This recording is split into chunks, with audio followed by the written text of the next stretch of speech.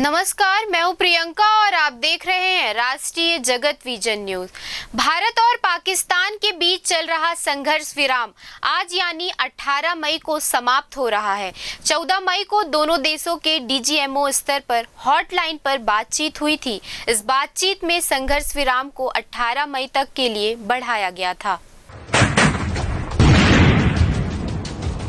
अब सवाल ये उठता है, क्या इस संघर्ष विराम की अवधि और बढ़ेगी या फिर एक बार फिर से सीमा पर तनाव देखने को मिलेगा। सूत्रों के अनुसार 19 मई को डीजीएमओ स्तर पर एक और बातचीत की संभावना है।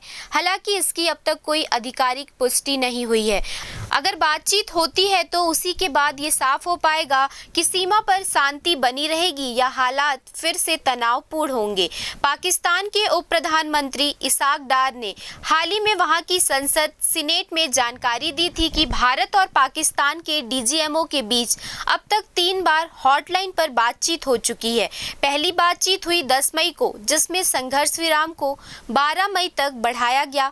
दूसरी बातचीत 12 मई को हुई और अवधि 14 मई तक बढ़ी।